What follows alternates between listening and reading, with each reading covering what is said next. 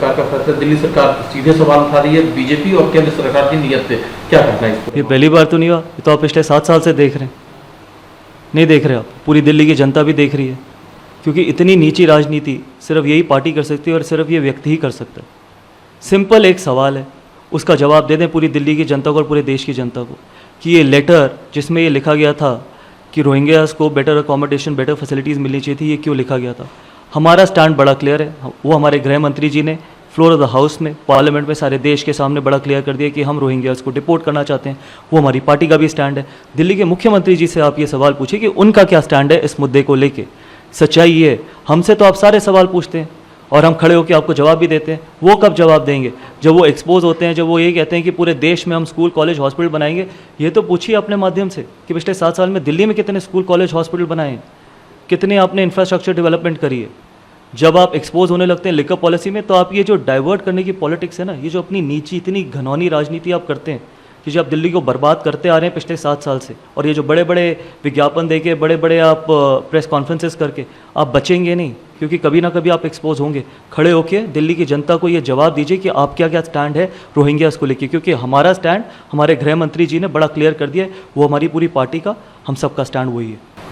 MHA ने दिल्ली सरकार का ये सवाल है। साथ में ये भी कहा जा रहा है कि 29 जुलाई को चीफ सेक्रेटरी ने एक मीटिंग ली जिसमें कि ये डिसाइड किया गया, लेटर इशू किया गया। ये तमाम चीजें सवाल उठाए जा रहे हैं। गृह मंत्री जी के जवाब के बाद भी इनको जवाब चाहिए, मतलब उससे बाद भी कोई जवाब बनता है, और वो भी फ्लोर ऑफ द हाउस में। कितनी बार खड़े हुए हैं दिल्ली के मुख्यमंत्री लोगों के बीच में और ये जवाब दिया है कि उनका क्या स्टैंड है रोहिंग्यास को लेके, और ये लेटर किसके दबाव में लिखी गई थी और क्यों लिखी गई थी, ये तो बताएंगे या नहीं बताएंगे? वैसे तो ये बताएंगे नहीं, क्योंकि आप पूछोगे भी नहीं और वो आएंगे नहीं। सच्चाई ये कि हमारा स्टैंड हमारे गृह मंत्री जी ने बड़ा क्लियर कर दिया। अब जिम्मेदारी दिल्ली के मुख्यमंत्री की है, जो इतनी गंदी राजनीति करते हैं जिससे शर्म आनी चाहिए उनको भी, और उस तरीके की राजनीति हम कभी करना चाहते भी नहीं और ना हम कभी करेंगे, ना हमारी पार्टी के ये संस्कार हैं। लेकिन आपको नहीं लगता कि इस तरह की अगर पॉलिटी के लिए भी कहीं नहीं कि खतरा कॉम्प्रोमाइज़ किया जा रहा है? वो तो सिर्फ दिल्ली में थोड़ा, उन्होंने तो ये पंजाब में भी किया। ये तो आप लोगों की जिम्मेदारी बनती है कि किस तरीके से आप ये दिल्ली की या देश की जनता को बताएं। सारे देश को पता है कि किस तरीके से पंजाब में सरकार बनाई है, कहाँ का समर्थन उनको मिला था और अभी तक कहाँ से समर्थन मिल रहा है उनको।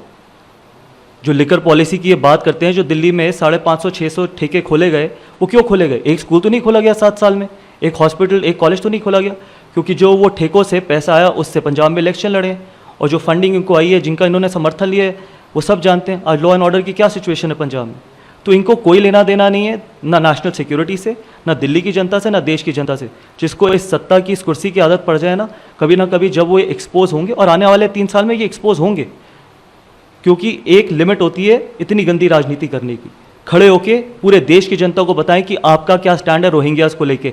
हमारा स्टैंड हमारे गृह मंत्री जी ने, उससे बड़ा स्टैंड कोई नहीं, उससे बड़ा व्यक्ति कोई नहीं वो स्टैंड ले सकता फ्लोर ऑफ द हाउस में। जो गृह मंत्री जी ने बोला है वो हमारी पार्टी का स्टैंड है, अब उनकी जिम्मेदारी है, वो बताएंगे। लेकिन उनकी जो जिम्मेदारी है उसकी मेक इंडिया नंबर 1, और उसमें कहा कि 5 प्रण हमें लेने होंगे, डेवलपमेंट, स्कूल की बिल्डिंग बनानी है, डेवलपमेंट बनाना है, और उन्होंने कहा कि सबको साथ आना चाहिए। बीजेपी को उन्होंने न्योता दिया कि इसमें साथ। सही बात है, करोड़ों रुपए जब विज्ञापनों पे जा रहे हैं, करोड़ों रुपए जब ऐड में जा रहे हैं, तो मेक इंडिया नंबर 1। पहले ये तो बताइए, दिल्ली, लंदन, पेरिस, न्यूयॉर्क बन गई, अब इंडिया को भी लंदन, पेरिस, न्यूयॉर्क बनाएंगे।